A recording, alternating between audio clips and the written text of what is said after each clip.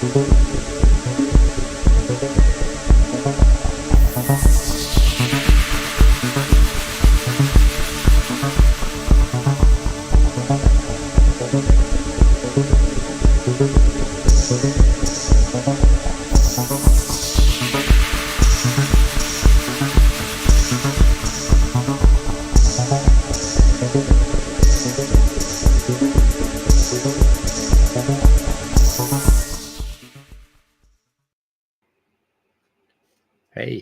we are here. Hello, we are hello. here. Do now. CJ had to. Hello, everybody, and welcome. Yeah. Anyway, my first impression listening to that whole conversation when I was in it, you kind of get drowned.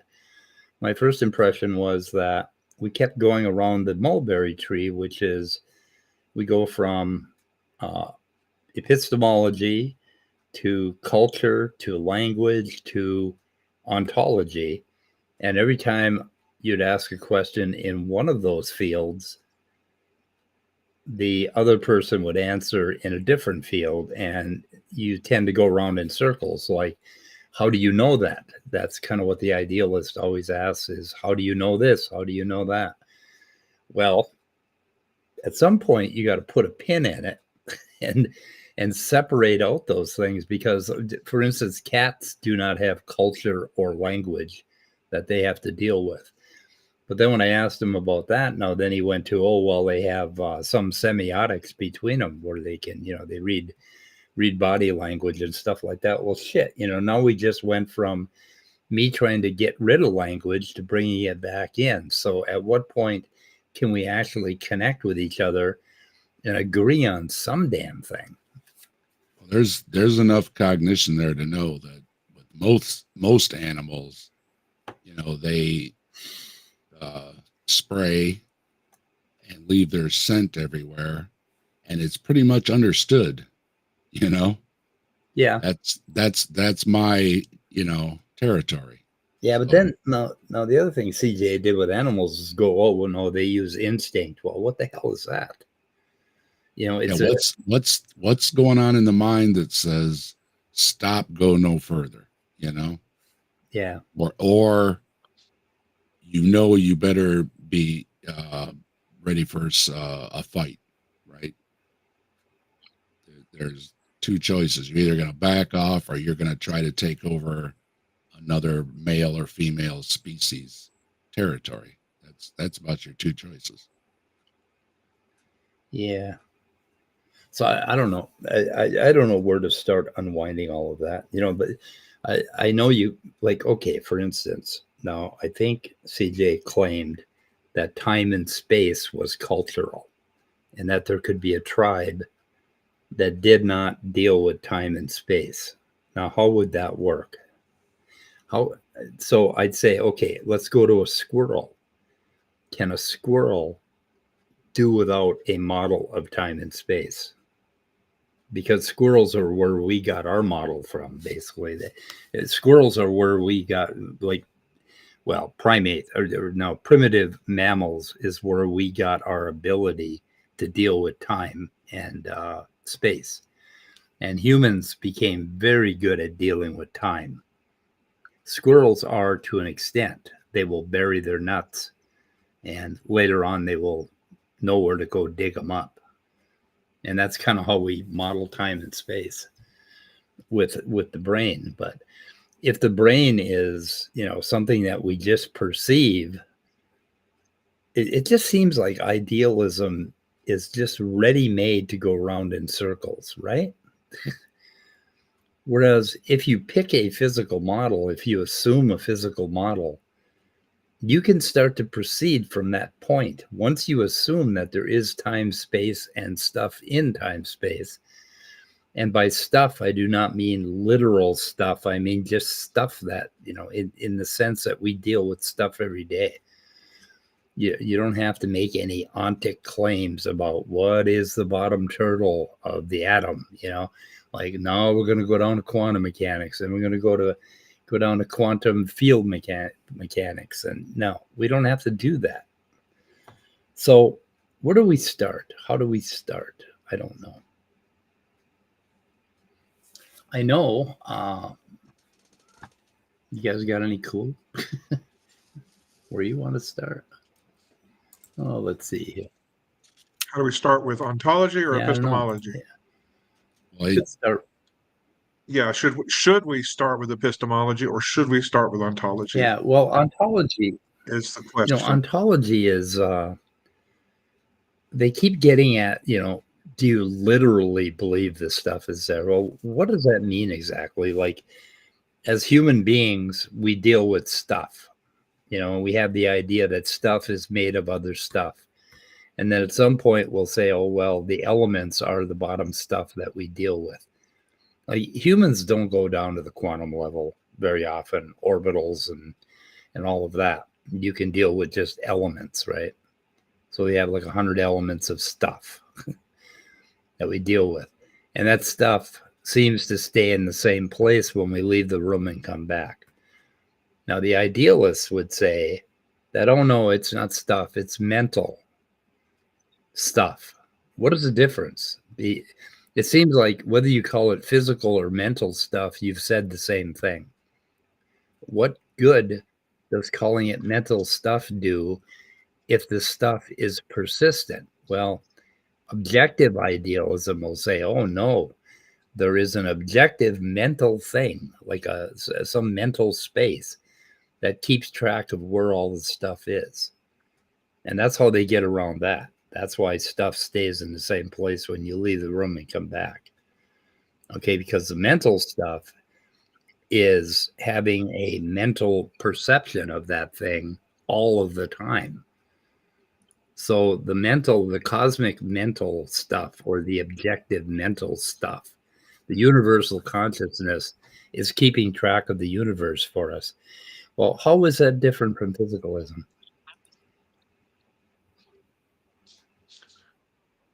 Well, isn't I know that in physicalism, things will fall to the ground at a rate of 32 feet per second Yep. per second.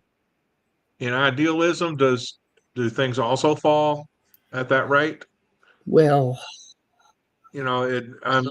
What's the difference? I think that's what you're saying. Is yeah, that correct? idealism doesn't believe in space-time. So what do they believe in? They say, well, we can't. Well, they believe in it as space-time as a concept, but not as something literally in existence. Well, yeah, But now people have always believed in space, and mostly people have always believed in some form of time, but space-time as a dimension on a graph of 4 dimensions or more, different. That's something you can only conceptualize. right.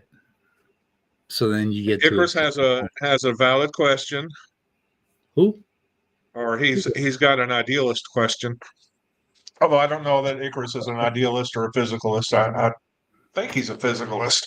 I think Icarus is a physicalist. And I'm getting some water. Everybody who has a wrench is a physicalist, right? I should have given CJ. Everybody has a wrench. I should have given CJ a wrench. Then I'd have at least one idealist with a wrench. Well, I did write down here that CJ said a cup can disappear if you think it, or if the universal mind decides to. Yeah, okay. So that means supernatural is possible. That's right. Okay.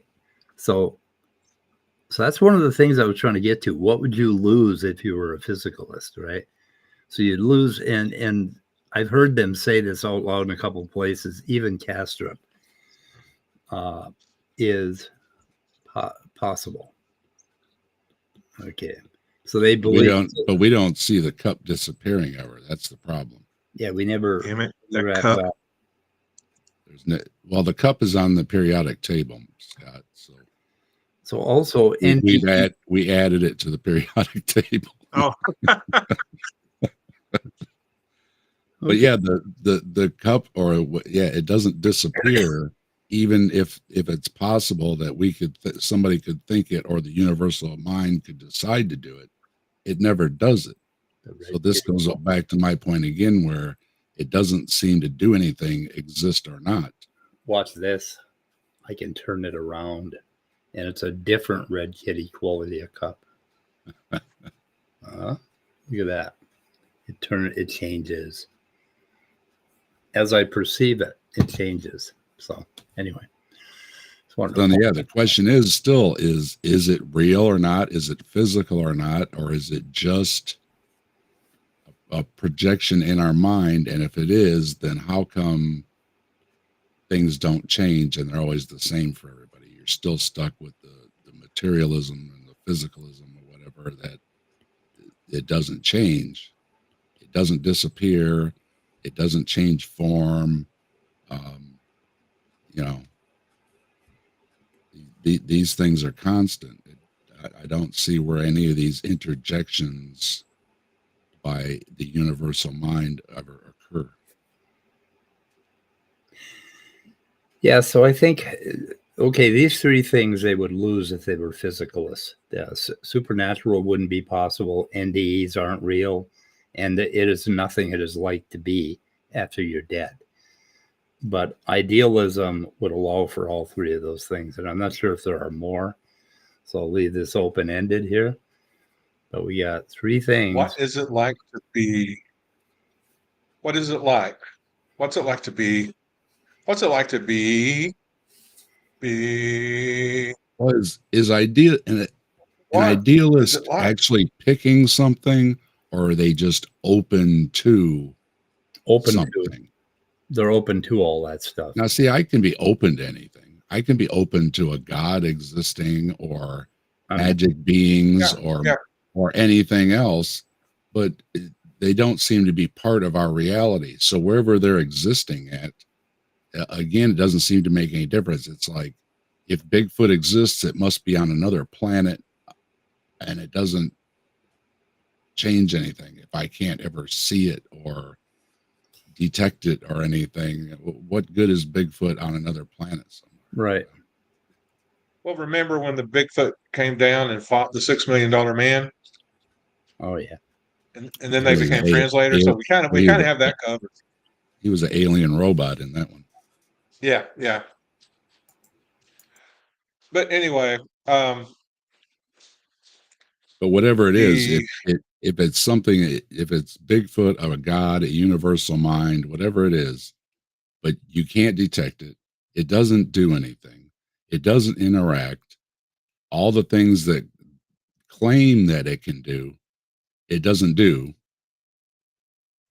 So yeah, and for all intents and purposes, then exist or not makes really no difference. That's still where I'm at. Yeah. And any personal stories about interactions with that said being can be accounted for in, medical, psychological, or even optical physics terms. Typically, I'm not saying we can account for all of them, obviously, because it's just not possible. But yeah. I understand the idea of the attitude of openness. Like, yeah, show me the evidence, and answer my questions to the contrary without telling me how, given over to the darkness I am or whatever. That's the 99% argument. Yeah. Well, you can explain 99%, but there's 1% they can't explain, and that's where the healings and the supernaturals and the ghost stories, doesn't matter what it is, I can explain 99, but if I can't explain that 100th one, aha, and this is almost a 19-cent word, representationalism. That's another thing.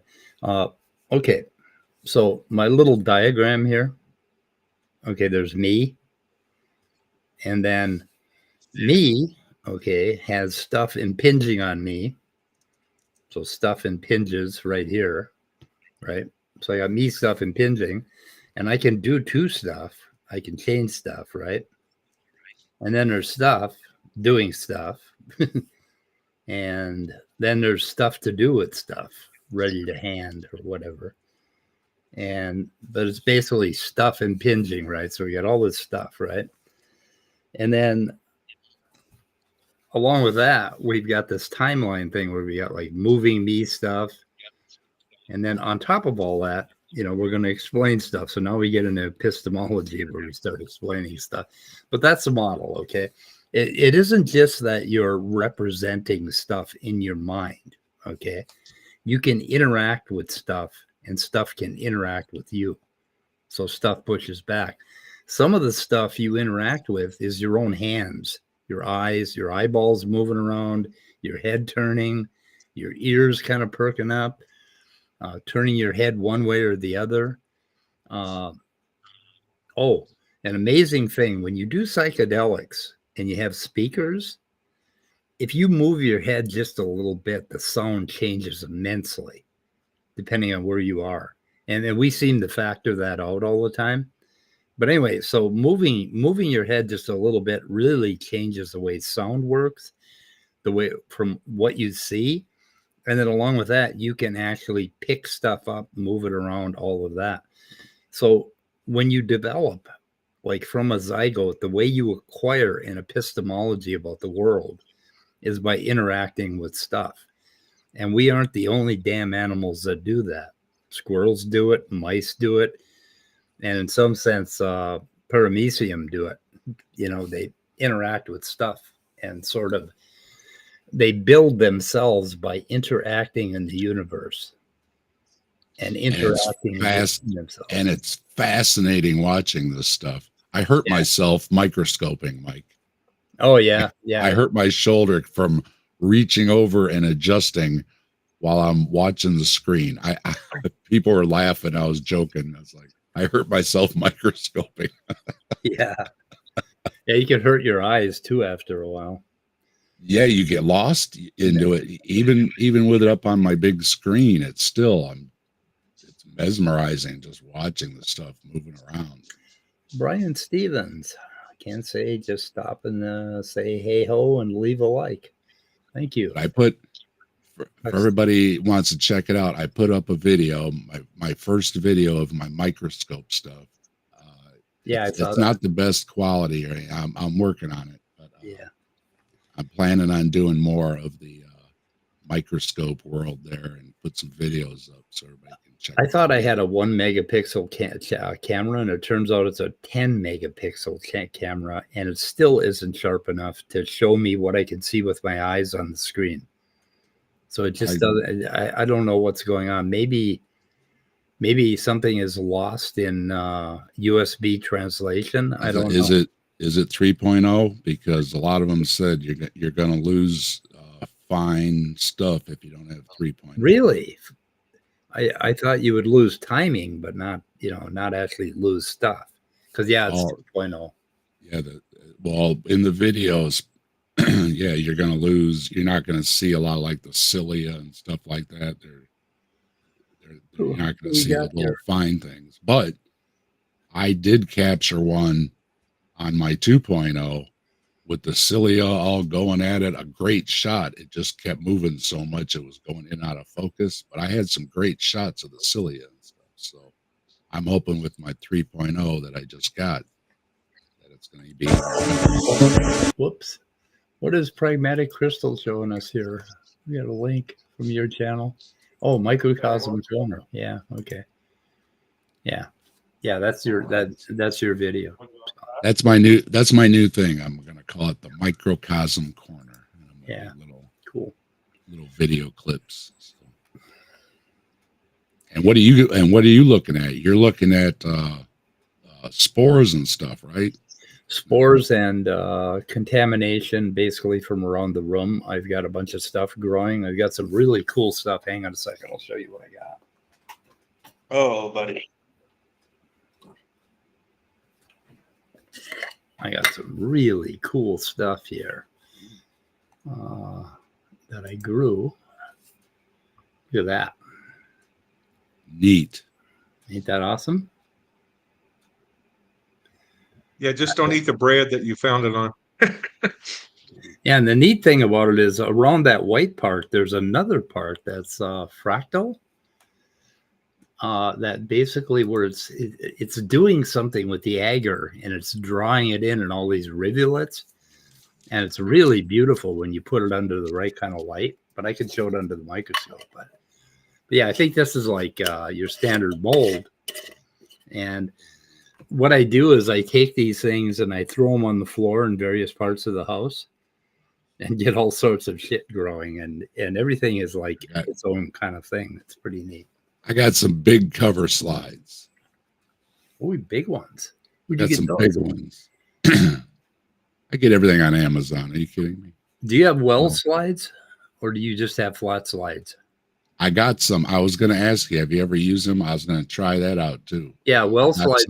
Yeah, the problem is that your microorganisms will be zipping by really fast. Yeah. And there are ways to slow them down, and you'd have to look at the techniques. I got these big cover slides because it seems right when I'm getting some good viewing, it starts drying out. Yep. So I got the big cover slide here. I'm hoping, it'll take longer to dry out.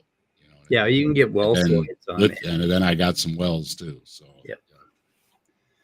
Okay, we're straying off topic. I don't know where to go from here other than that. Like I say, I wish we could just stop conflating.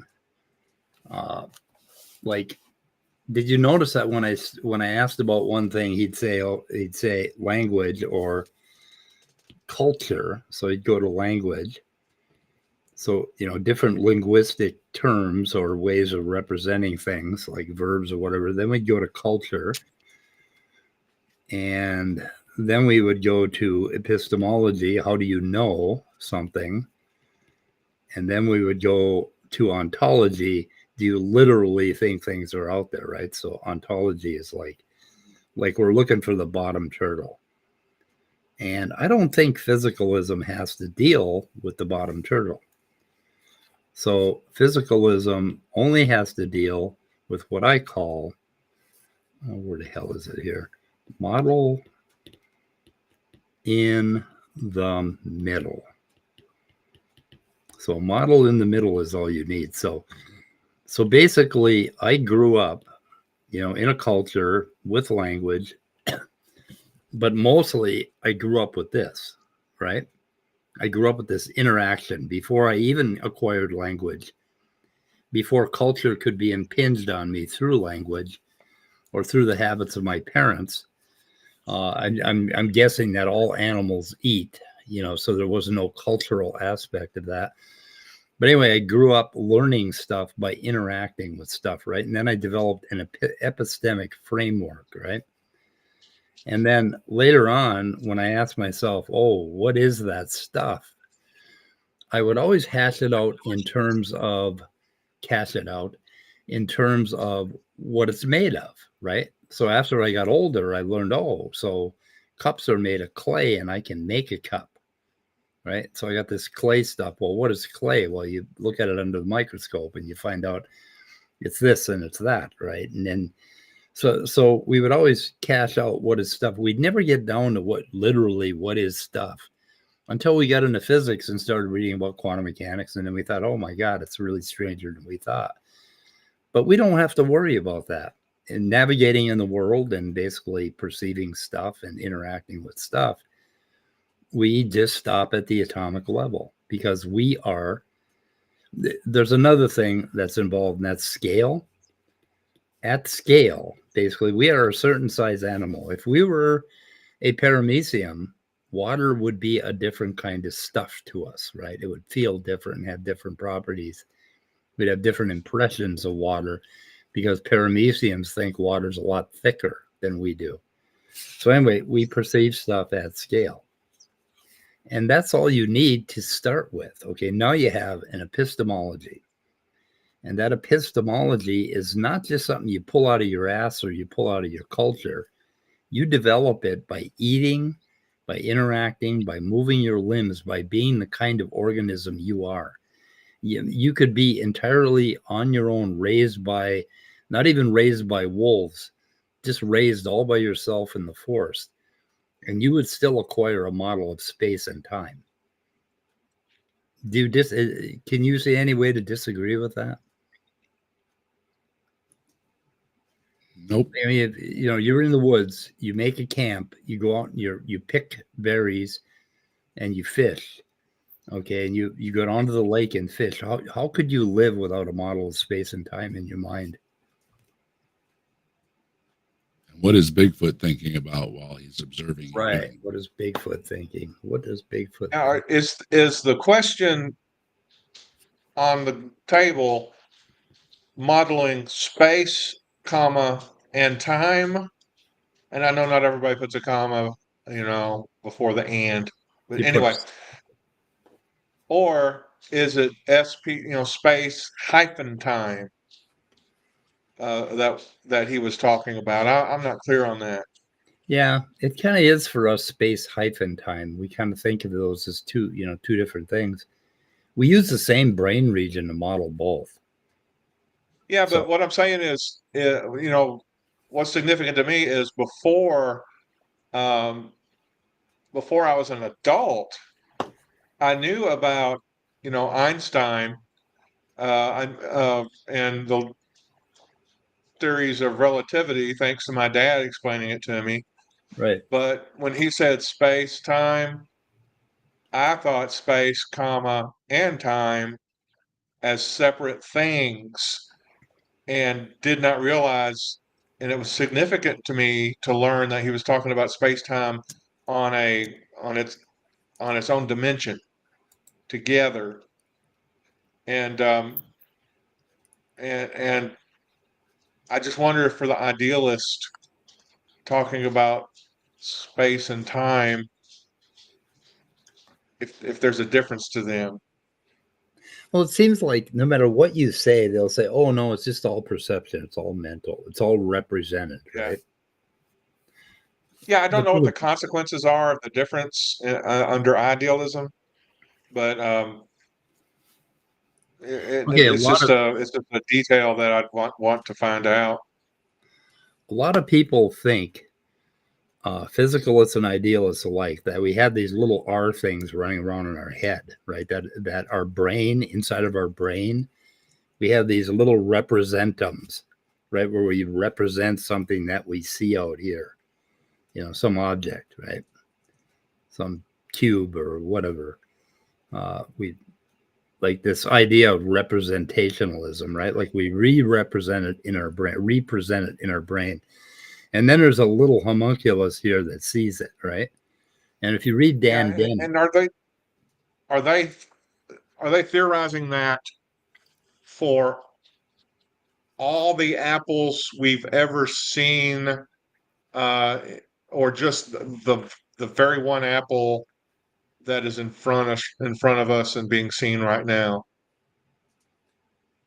yeah, it's kind of interesting because I think about that. Okay, Kastrup will say that physicalists believe that there are two things: the thing in itself and the representation inside your brain. That we have a representation of the thing itself. Well, Aren't there three with the universal mind's perception? Yeah, that's where it gets really confusing, because the universal mind has to see all aspects of that thing, right? From 360 degrees. No matter what you do with that thing, the universal mind is also perceiving it through 8 billion perceptions all at once, right? Well, since we're a different, okay, since the minds that can see it are, let me think, dissociated consciousnesses that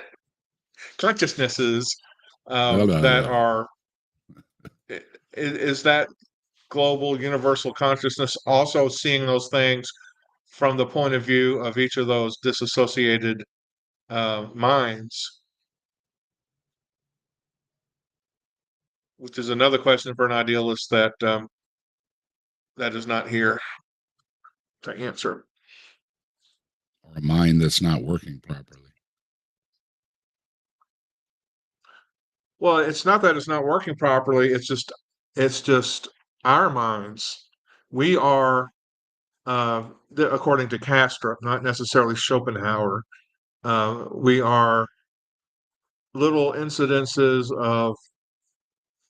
of minds with dissociative identity disorder, or with conditions similar, analogous to this dissociative identity disorder, off of, kind of sloughed off of the global consciousness, the universal mind that gives being to all things.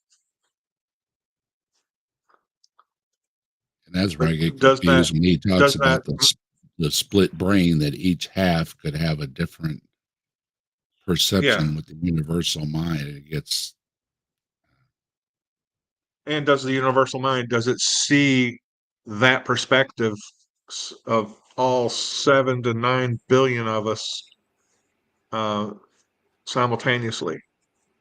Okay, Zarevok, I wouldn't know how to invite Kastrup. I think I commented on some of his videos. He never responded.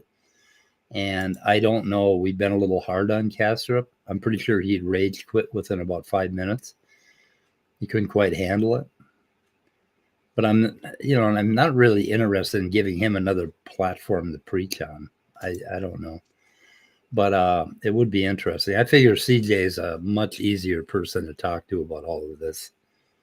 And CJ does a pretty good job of representing Kastrup's position. Kastrup is CJ was irritating. was pleasant and everything, and it's very pleasant. Yeah, had a good talk. Patient. Very patient. So anyway, okay. Yeah, you get pretty far down. Okay, the point is that Dennett, you've got to listen to what Dennett says. That as soon as you believe that there's a representation of the cube or the apple in your mind, you have already become a dualist, not a substance dualist, but a property dualist. So you're already thinking in a way that isn't possible for it to be. Okay, that is not physicalism. There can be no representation in your mind. When you look at something, there's an interaction going on, right? Back and forth. So it's sort of this process through time where you're pulling from concepts that you already have, little brain regions, right, that you already have for all of the different objects you've ever encountered, all of space-time, and you've got this interaction going back and forth, and that's how you perceive something. Okay, you don't represent it in your mind. It turns out there aren't enough neurons to represent shit in your mind. Okay, it can't work that way. So people have to just let go of that and quit thinking about this homunculus like I'm a me inside of my mind, and I'm viewing on my mind screen, I'm viewing what my eyes have brought to my mind and put together. No, that's a robotic way of looking at it. That's not quite how we perceive. We're more of a process going through time, right? So we're this huge process. So if you want to start thinking about mind, if you want to explain mind with physicalism, you have to lose this idea of representationalism. That's one big point that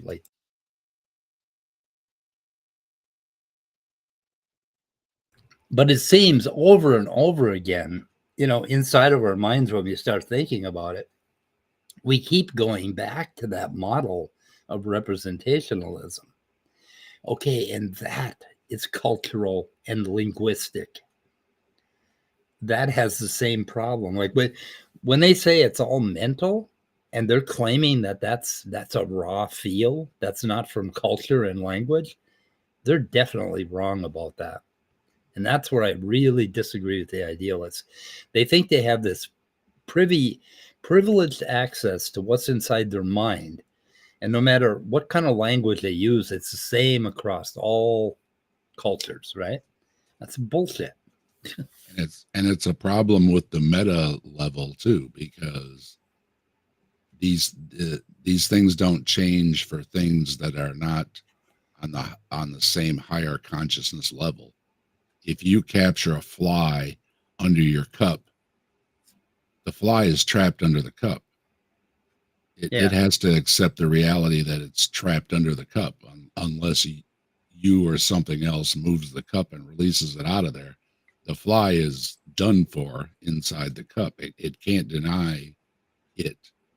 So how does it get the metacognition to accept the reality of the cup if it doesn't have the metacognition or metaconsciousness that only we have in the first place? And it goes for every other species. It goes for plants too. I mean, if you put the cup over the plant and deny it light and everything, it's going to shrivel up and die. So everything has to accept the reality of the cup. So it can't just be a mental thing on a higher level. You know what I mean? It has to apply on a lower level. So I don't understand what the difference is of having the meta cognitive or consciousness level, because it still applies to the fly. Yeah, the only way for them to make sense of it is to invoke the universal mind. And the universal mind, hang on a second.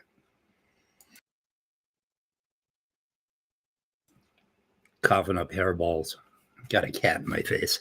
Anyway, the universal mind has to have every impression, every perception all at once. And that is the part that I don't get. Like how it has all of these perceptions all at once in order to keep things in place where they are, when they are. But then they want to say, oh no, the universal mind could forget something and it could disappear, and then you'd have a supernatural event.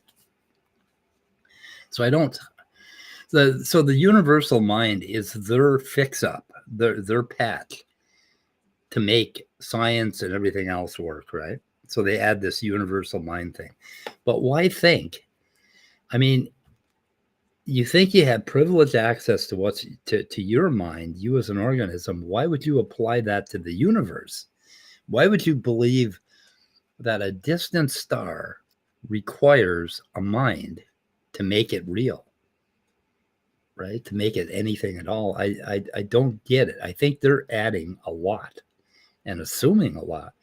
I mean, for me to assume that a rock is a perception and nothing more requires that there is a mind out there that is always perceiving that thing. And I think that's adding something that is even worse than a God. I mean, that's even worse than imagining that there's a God running the universe, right? Well, even a rock has to accept another rock. If it's, let's say there's a landslide and one rock butts up against another rock, it can't deny the reality that it's butt up against another rock and it isn't moving anywhere unless that other rock gets out of its way. Yep. I don't know. So that doesn't require any mind at all or anybody to be there. And that reality is the same for, it's the same for the antelope that steps on the rock and then frees it and gets the landslide going again. It doesn't matter. I'm not seeing what the meta level would change, because even the rock has to accept that reality. So deconverted man, oh God, he's rewinding, so he isn't going to hear this. So what really happened is the universal mind forgot your computer for a moment. That's why it crashed. See? I don't know. Right? As long as the magic smoke didn't escape, you're okay, DM. Yeah, the magic computer smoke. Yeah, that's an old technician's. Yeah. Ask the customer, did the magic smoke escape? I used to be a computer tester. Saved you a lot of time when you could just throw it in the trash when the magic smoke escaped. I used to repair microcomputers back in the day when we still did that, back in the very early days of Apple and Microsoft and all that. And every time I would put a computer together again and get ready to turn it on when my boss was standing around, I'd always look at him and say, hope it don't smoke. And one time it did smoke, and the chip blew apart, and the top of the semiconductor chip actually embedded itself in the wall of the lab. It was, and my boss, it smoked. Everybody smokes something at one point or another. Yeah. Oh my God. My bosses used to smoke dope constantly. Holy shit. The whole place reeked of pot. We swore that that our one shop teacher's office always had a peculiar aroma. Yeah. Yep. Well, I don't know. I'm burnt out. I don't want to. Well, I'm still stuck on there. They're just trying to add something that doesn't add anything. You know what I'm saying? It's well, there's this thing out there, and what does this thing do? Well, this thing is undetectable, and on and on and on. But it's out there. It's like, okay, well, what does it do for me? Well, according not really, to because you're Kastrup, stuck like a brain in the my vat. recollection of his reading, we don't have any actual real sincere problems with idealism. We're just holding on to our physicalism because it's been culturally ingrained in us. right. And it's kind of soothing to our ego in a world where we perceive we need power in order to survive. So that's really what's keeping us from embracing idealism, is our ego and our culture. I have a challenge for the idealist. Get rid of that culture. Get rid of all those stupid ideas and just completely and live for 3 days and try to wipe your butt without a space-time model and without, material. And just see how that works for you. Well, Kastrup gets kind of, like we were talking, he's kind of thin-skinned when people say something about his ideas. But, Oh, yeah. He gives us kind of a snotty attitude that if you don't accept things just because that you're somehow closed-minded, or he likes to say, oh, you're just stuck on scientism.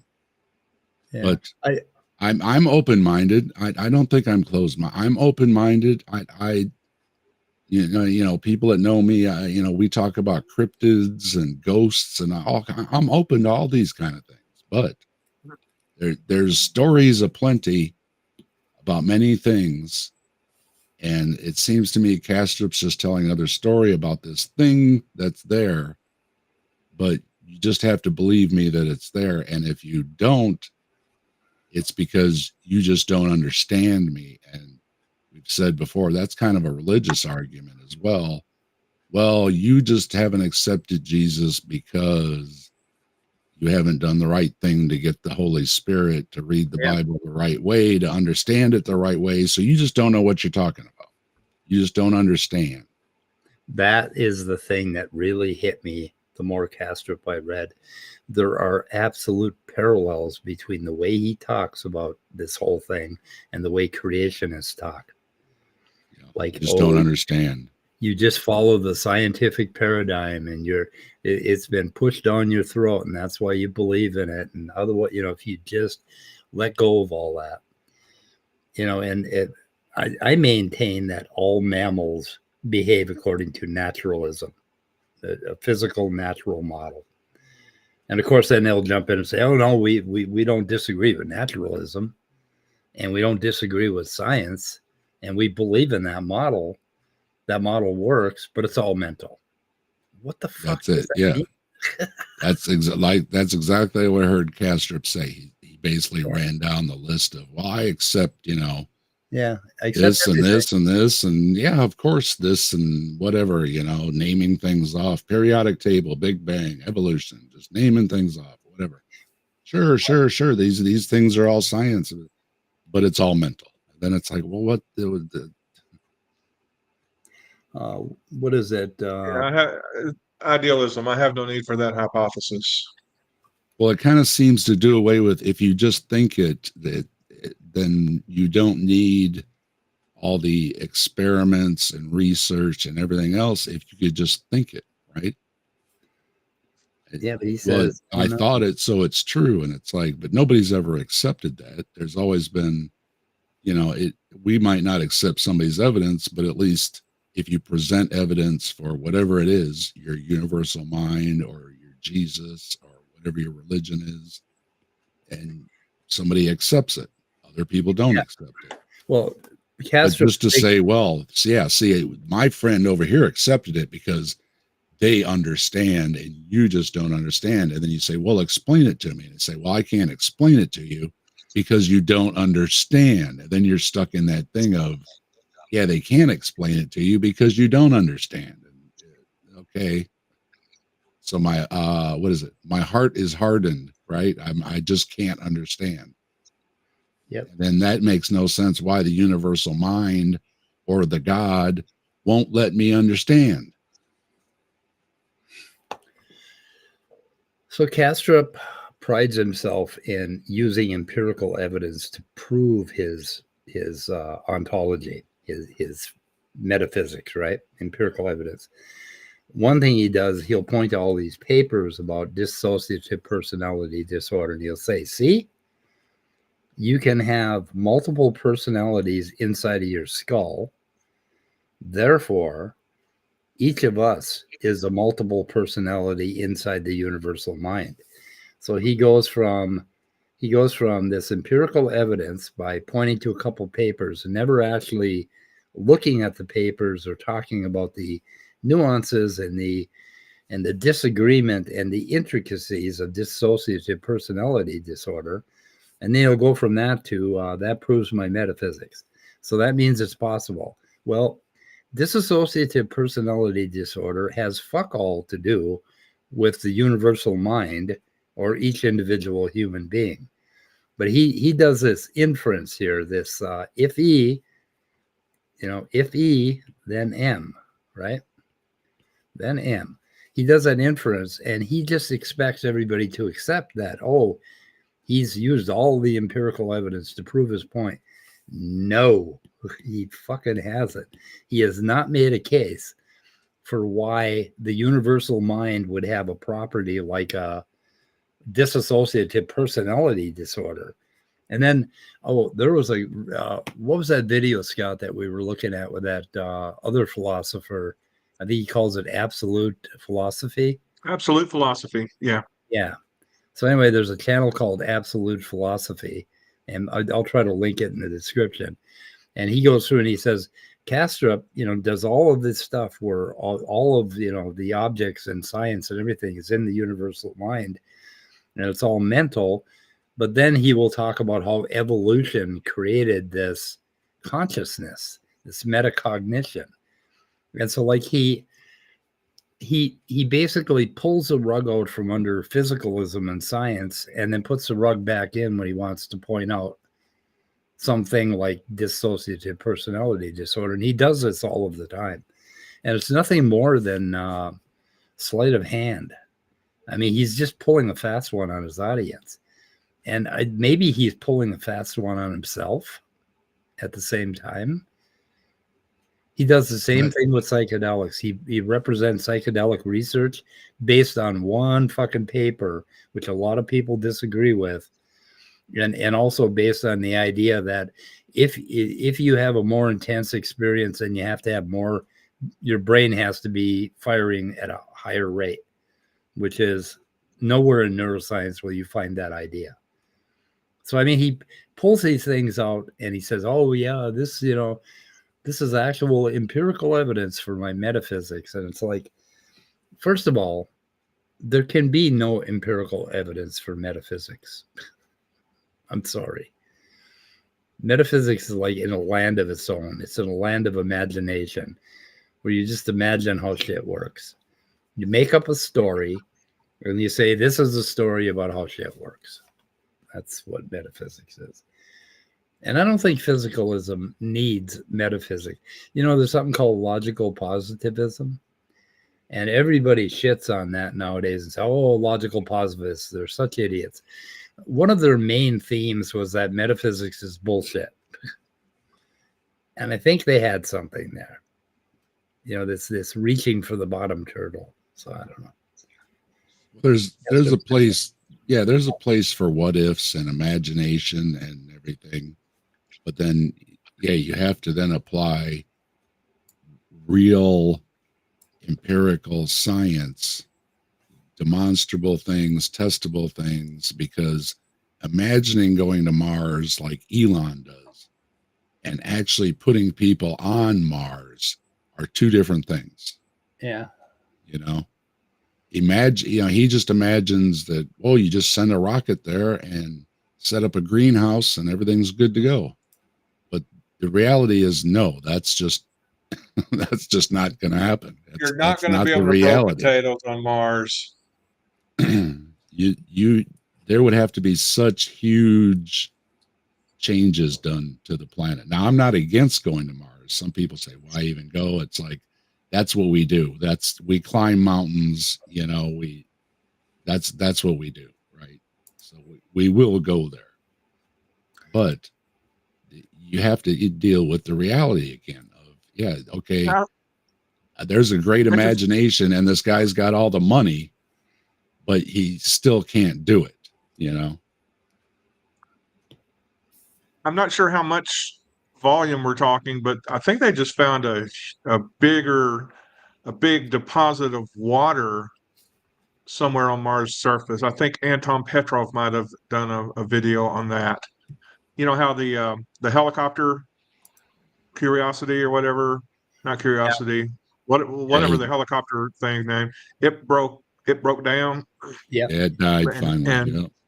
And Petrov, he did a segment on that, but I think also on the same stream he was mentioning we found more water, and the more water we can find on Mars, the more the more feasible it may be to be able to sustain, a large, a significant group of people on that planet for at least, an intermediate amount of time. But yeah, much more would have to be done with that. Anton was talking tardigrades too. He had the microscope out. I was like, oh. So Tsunami, where else did you see DID on the table? Where else are they talking about this? I gotta look at the papers that Bernardo references on. What is it? What is the I? Dissociative identity. Dissociative identity disorder. I'm sorry. Mandibil's got some videos too. So if you anybody out there is interested in these kind of things, you want to hear Mandibil's perspective. Yeah, he's done several videos on Bernardo. In fact, I think I don't know why I haven't done this before. We don't mention Mike, you should say thanks to everybody in the chat. I see the message. It was over 100 chats in the, we had in the comments. So thanks everybody. Thank you guys for tuning in. But I'm about done for the day, boys.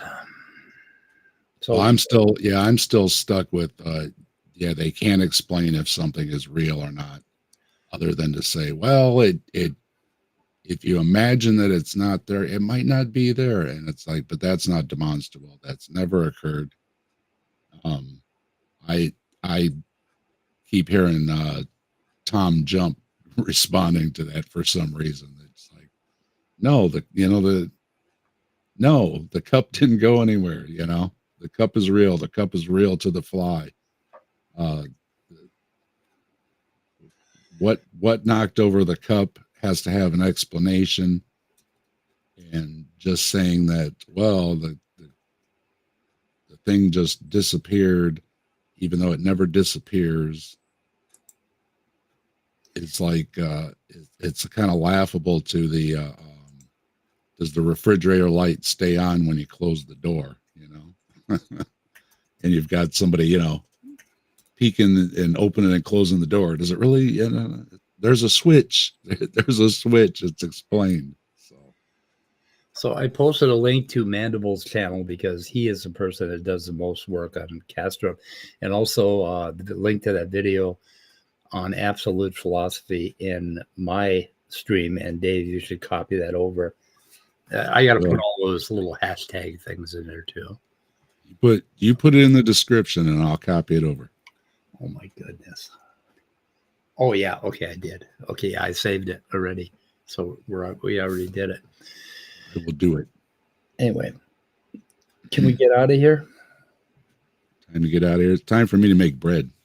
Time for me to make something. Oh, I could go make soup. I've had a sub thing lately, and I like to make the fresh bread and have a big sub.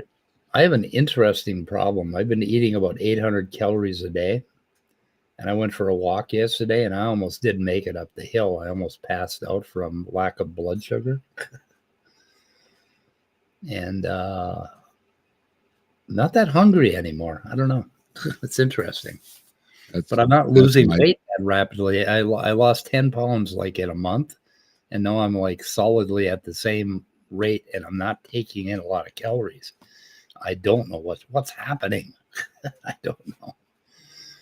I get busy doing some studies I don't eat. Have said silly. Yeah, go ahead. I'm sorry. Some studies have said that like living on 40% of your maximum calorie recommendation is actually good for you to extend your life. So I don't know. Why do I feel like I'm dying? I don't know. I just said some said. I didn't say everybody said or that they're correct. So I was walking up a 150-foot hill yesterday, and I had my phone out. I was ready to dial 911 because I was starting to pass out. It's like, what the fuck is going on? How's your abdomen? Is it healing up finally then? I think it feels better, but it's still screwed up. And I have a dimple above my belly button now, which is really kind of cute. But dimples are cute. You're gonna get all the chicks with that. I'm gonna get all the chicks with that. Yeah. My older son's got to get a little hernia taken care of in a couple of days. That's what I'm wondering, if one of those stomach muscles that they cut through isn't quite healing the way it should, and I'm going to end up with that problem. But I don't know. Oh my God, a hernia surgery must be horrible too, right? He's not happy about the whole situation. He knows better, and he shouldn't have been. Yeah, my Auntie Viola died of a hernia. It actually killed her. That's pretty screwed up. Because if it pinches off a significant amount of your bowels or whatever that might stick through it, then it could become it's septic. What's the word for rotting, dying flesh? Necrotic. Gangrenous or necrotic. Yeah. Yeah. Oh my God. So what is a visual understanding how alters parts are formed by trauma in DID and OS? Okay, I'll link to that. Yeah, so, I saw that, and you were talking about ending the stream, so I had to just get the raw link. Okay. So definitely, I'm going to watch that as soon as we're done here. Me too. I'm going to put that in. I'm going to put that in chat or in description. Okay. Okay, copy. Yeah, thank you. Okay, let's quit. Again, CJ had a nice chat with Mike, and I want to hand it to CJ. Yep, that was a nice chat. Good job, both of you, on that. Thick skin, really nice person, really easy to talk to. Going around in circles, and both of us, he had a lot of patience and Mike was nice. Was I nice too? You didn't chew nobody's head off or anything. Oh, didn't call any names or anything. You'd be civil. Mm-hmm. Yeah, good. I'm glad to hear that feedback. Thank you. Because I really wanted to bite somebody's head off, but oh yeah, don't bite heads off. There's just not going to get anything constructive out of that. People might get the wrong impression when we're, taking somebody's arguments apart or something, but it's not. Yeah, it's not. And I can be very direct and a little bit rude sometimes, and I regret that. But But it's nice to have somebody like CJ willing to explain his thoughts, and you can tell that he has spent a lot of time on it. And when somebody has the courage to come on a channel, where you're dealing with somebody that opposes your views vehemently, and I mean that just makes it. I am not going to go hard on a person that does that. I will go hard on a Kastrup who mostly shows up on channels that agree with him. Yeah. He did a debate. I found a debate today. Now I'm going to have to link it. Shit. But anyway, he did a debate with I think an anesthesiologist that was a physicalist. I just spotted that today. But that's one of the rare times that Kastrup will actually sit on with somebody. And I'm just wondering if he rage quits at the end of it. That's why you get, like, with Grayson showing up at Dinoland, you know, he's always saying, "Oh, come on down there," you know, this and that. And how many people actually show up there? Right. Very, very few. Grayson did, though. He's like, "Okay, I'm here." I wonder if he was wearing you one gotta of those, give it to him. I wonder if he was wearing one of those Apple tracker things.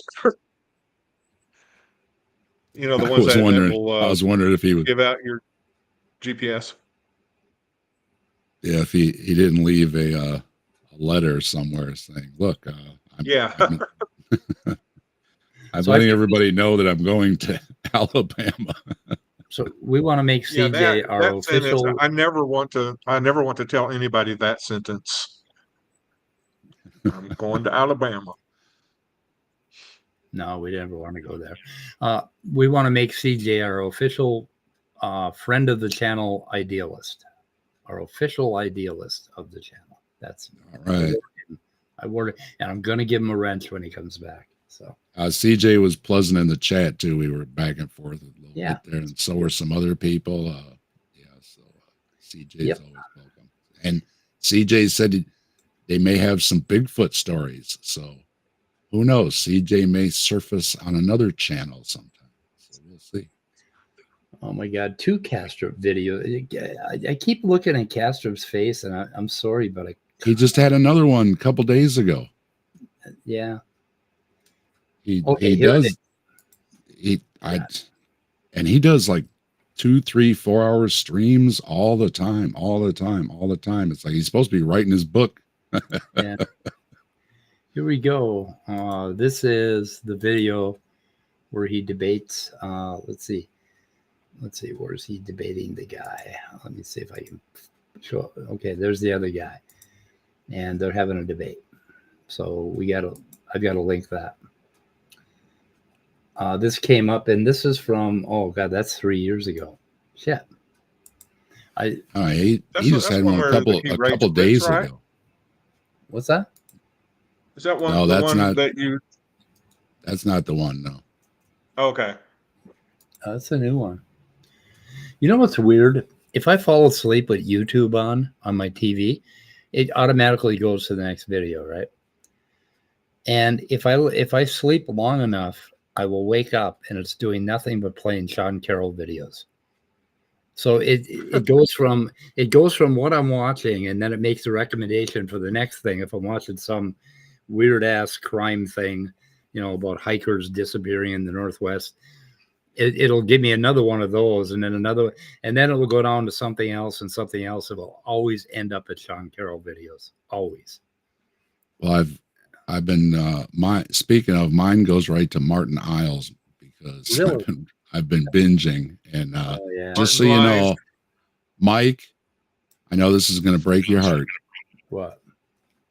The new trajectory for Answers in Genesis is not going to be focused on creationism. What's it going to be focused on? They are going to focus on social issues. Oh, you know what that means. Transgender. And they both, Ken Ham and Martin Isles were talking on a radio show, and in another interview, I watched a couple of them, and they basically said they have all their videos and information and books and magazines and everything about the creationist stuff. So it's kind of been done to death. Done to death. Yeah. Okay. And Ken Ham is so concerned about the social issues, especially, you know, these gender things, and you know how they're subtle how they say it, but you know what they're talking about. Yep. And the perfect guy to lead us in this is Martin Isles, and that's why we're bringing him in. And it's like, yeah, because he don't like gay folks or trans folks, or most any folks. And so he's perfect. So and just so you know, they let it slip. They spend $150 million on a budget going after people. Really? Their homeschooling stuff is huge. They're putting out lots of that stuff, and they're going to. He's going to try, and Martin's going to try and go after the young people too, with bringing in all kind of new digital stuff. So that's supposed to come in the fall. So there you go. I'm sorry to break it to you, but they're not going to do the yabba dabba do as much anymore. I mean, Jeanson and everybody will still, but the bigger ups and what Martin's going to target is LGBTQ, abortion, and getting their stuff into schools. Those guys have more trans people running around inside of their little minds than actually exist. Yeah, I know. I mean, it's just way out of proportion. It's like it's a satanic panic, and I don't mean to make light of people comparing them to all the other satanic panics, but they have to have something, or if it's music or Dungeons and Dragons or Ouija boards, or and they'll pick on somebody like Ozzy Osbourne, who's a Christian, and it's like this guy's a believer, Yep. So, it doesn't matter. It doesn't matter. Somebody could just, Ozzy, Ozzy, it's all Ozzy's fault. Remember when everybody was suing Ozzy? Everything that was happening was Ozzy's fault. So, he bit the head off a bat, but I mean, who hasn't taken a broom and killed a bat? It was a bird. Was it a bird? Oh, okay. Oh no. Yeah, Sharon had the brilliant idea to release doves when they signed a contract or something, like they do at the Olympics or something. And Ozzy, being a high-on, reached over, grabbed one, and bit its head off. Didn't Marilyn Manson eat a bat on stage? I think he ate a bat. Yeah. Did you see Ozzy on Howard Stern talking about how many it took him like 90 tries to get his driver's license, and all the stories of he would be so nervous about taking the test he would get all high, and Ozzy gets high on serious drugs, right? Alice and Cooper he said the one time he woke up in the car with a note from the from the guy, the deputy, to give him the test, whatever, that said, you failed, and please don't try to get a driver's license. He just fell asleep, stoned, with the driver test guy in the vehicle. And, God, I can imagine being in the passengers with Ozzy trying to get his license. You want a good story? Yeah, look up Ozzy on Howard Stern with getting his driver's license. And the thing is, though, Ozzy finally did get his driver's license. They actually let that man drive?